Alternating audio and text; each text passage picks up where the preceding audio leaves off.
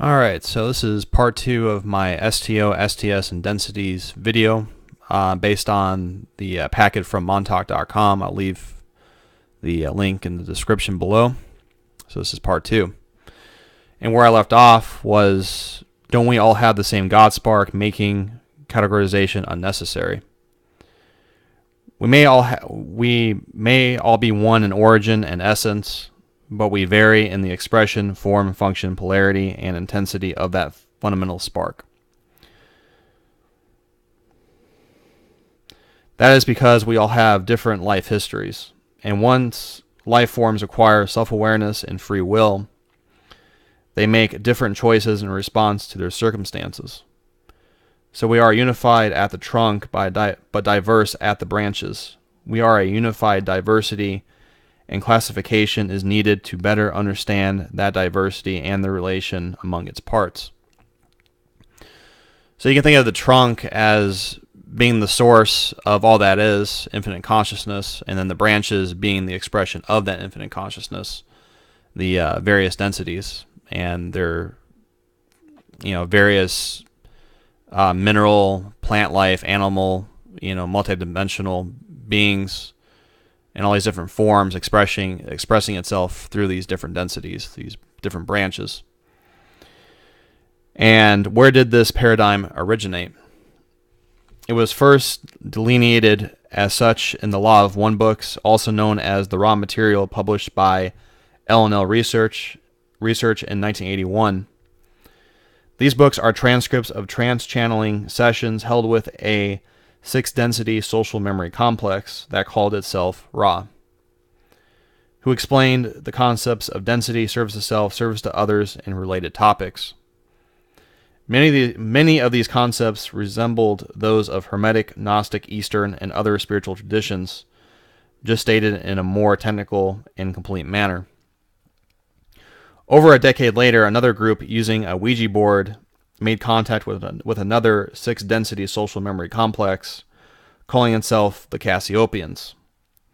The resulting Cassiopean transcripts from 1994 to 2002 greatly expanded upon the raw material system and introduced the acronyms STS and STO, which is service to self and service to others. Both channeling conduits were brought to an end by sustained attrition by dark occult forces aiming to corrupt, disrupt, or close the conduits.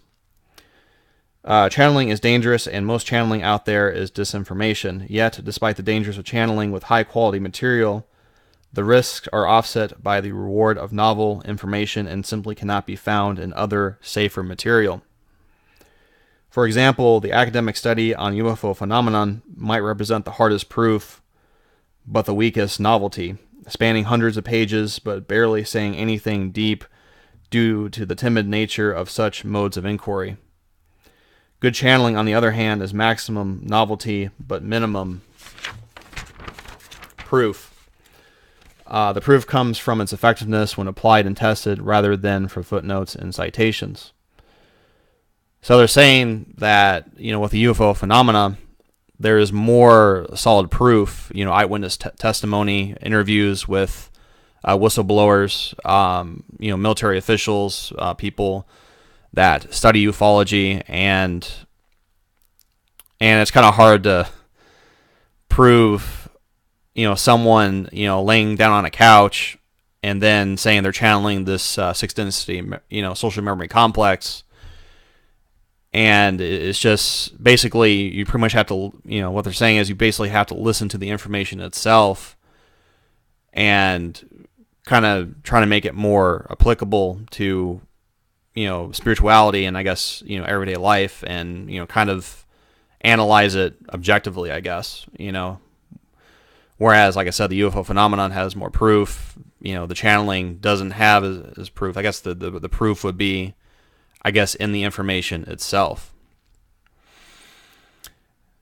But due to the inevitable presence of corruption and bias in channeled material, even with the best, one must extract from the sources the logical, relevant, and cooperative information.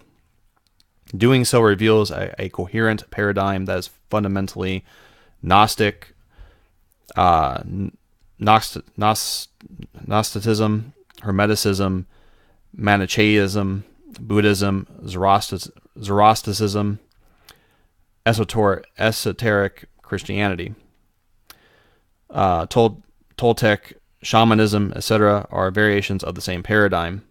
If one does a comparative study of these, one may conclude that their otherworldly sources may be the same that inspired the Ra and Cassiopean texts.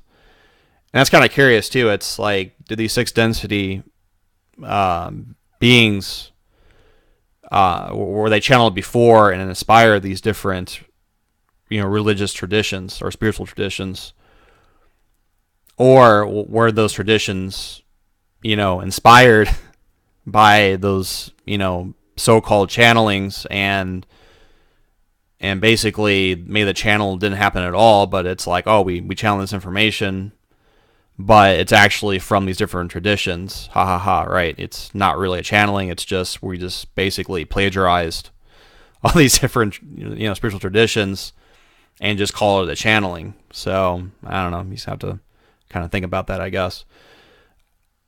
Below is my personal interpolation of Ra, Cassiopean, and associated paradigms. It encompasses and goes beyond such of these as necessitated by personal experience, the experiences of others, and the latest research. No source is sacred, no source is canon, no source is dogma, so I don't believe in subscribing stubbornly to just one source.